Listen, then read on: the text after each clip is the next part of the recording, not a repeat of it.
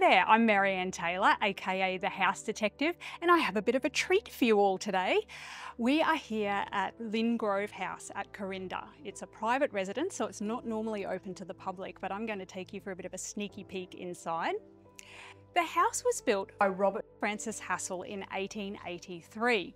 He and his wife Helena christened the house Lynne Grove, and the spelling's changed a little bit over the years. But any of you that know the Corinda history or the area will know that the road leading to the house is actually called Lynne Grove Avenue. The Hassall family lived here for a number of years and they were quite a big deal in the local area. Robert's father, James Samuel, he was the first minister at St Matthew's Church at Sherwood, and he actually built his own house right next door to this where Corinda State High School is today. And I actually went to Corinda State High School, so this is my former stomping ground. But I can tell you, when I was walking past here on the way home, historic homes were the last thing on my mind as a teenager. After the Hassall family, it was owned by the Hall family for a number of years, and then it was owned by a remarkable woman called Laura Duncan, and I'll talk a little bit more about her later on. But I'm really excited to show you inside this place and show you around and talk a little bit more about the history as well as some of the changes that have been made to the house. So come along with me, let's go have a look.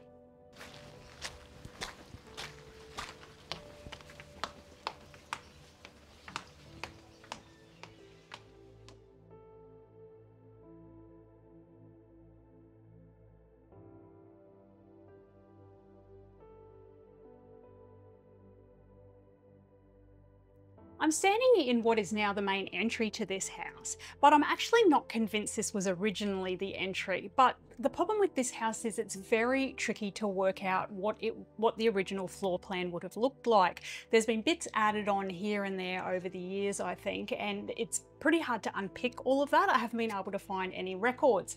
One clue, however, is that Robert Hassall's father's place, James Samuel, that was built next door, it, I believe, was quite a similar style, and aerial photos show that it had a similar roof line to parts of this house. So I'm kind of trying to piece together what this one looked like based on the fact that it might have been similar to that one. So come inside and I'll show you a bit what I mean, some of the little clues that I can see in here that show me that there's been bits added on. But I also want to show you two of the rooms that I'm pretty sure are part of the original house because there's beautiful fireplaces in both of them and the original chimney is right above.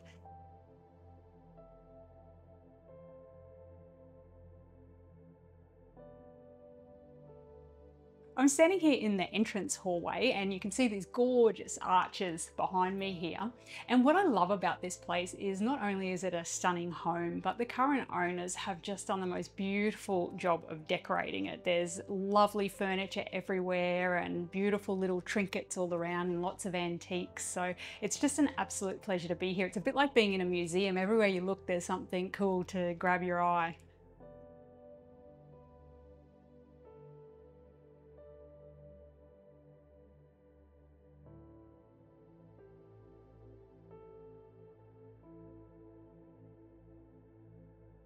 I'm here in one of the main rooms of the house and I'm 99.9% sure that this is part of the original 1883 house built by Hassall. It's absolutely beautiful. It's got VJ walls, VJ ceiling, gorgeous big double hung windows and French doors out onto the veranda. It's currently in use as a library, and I don't know about you, but I dream about having a room that's a purpose-built library. So I think I might just sit back here for a bit and pretend this is my house.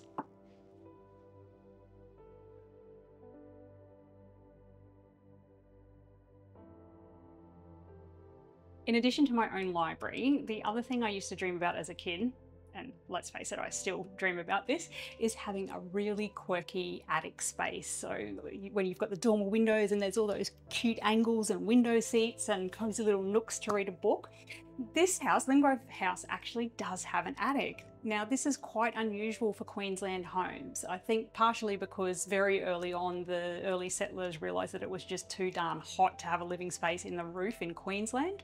But this place does have one. Not sure when it was added or if it was original, but the feature that I really love is the really skinny steep staircase getting up to the attic. It's just so cool.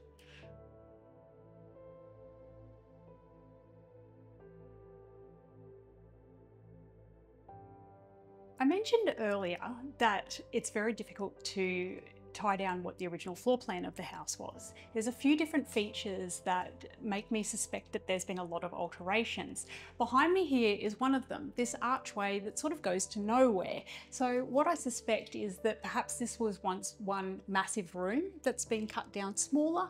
There's also a number of other bits and pieces around the house that are a bit quirky as well. So there's a couple of joins in the floorboards, changes in floorboards. There's a couple of lines where it looks like walls have been taken out. So they're just intriguing little clues that make it a little bit difficult to put together the early layout of this house.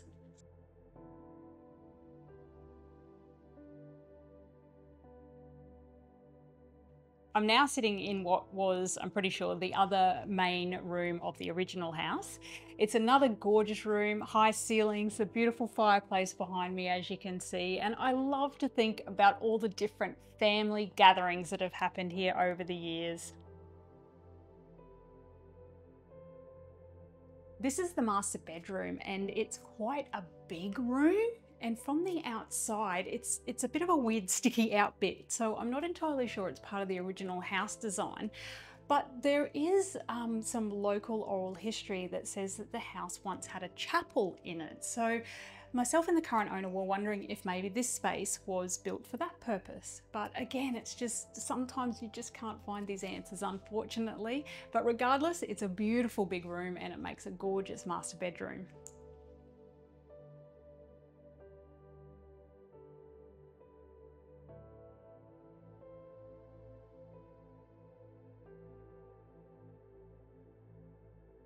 I'm standing out here on the side veranda of the home, and originally when the house was built, this would have had gorgeous views of Oxley Creek and all the way across the Rockley Plains. One of the very few surviving photos of the house shows a veranda in 1918 when the house was in use as the Corinda Infants Home, and it's got a picture of all the cots lined up along here.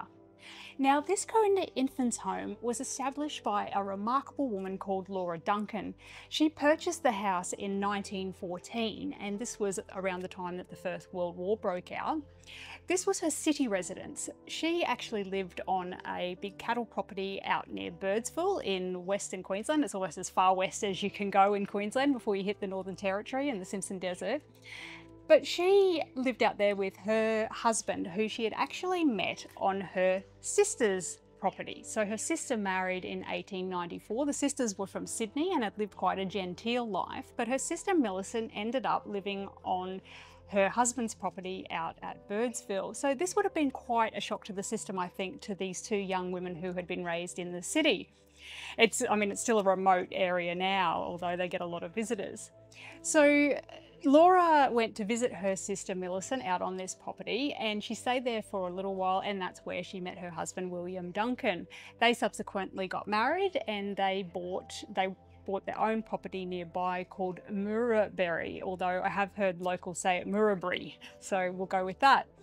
She then, as I mentioned, bought this as her city residence. So when she'd come to town, or if her children were in school here, for example, she could come and stay at this place. But she didn't own it for very long before she loaned it for use as the Corinda Infants Home. Now, this wasn't an orphanage. This was a charitable setup that was for basically looking after children whose parents couldn't care for them. So, for example, if the father was away at war and the mother had to work, then the children could be looked after here. And it was managed by a committee of which Laura was one of the members, but they employed a number of nurses and professional staff to look after the children. And there's a couple of great newspaper articles where they talk about how the children thrived here. So it was also about improving the health of young children and preventing deaths in young children. So as I said, she set it up for this use. It was only initially meant to be for 12 months, but it ended up being used for this purpose for, I think it was around 4 years. And there was so much demand for this type of institution that they ended up undertaking a number of extensions to the house so they could accommodate more children. So this was a really important part of the history of this house, I think. And Laura Duncan was just an incredible woman. When she wasn't raising 3 children and setting up charitable institutions like the Corinda Infants Home, she was running the family cattle property out at Windora. Another photo that survives of the house was taken during its use as the infants' home, and it shows nurses and children sitting on the front stairs. Now, they actually were in a different position to where they are now, but it's just such a wonderful photo, and it captures what the house looked like at that time. And it actually hasn't changed much since then, which is quite remarkable.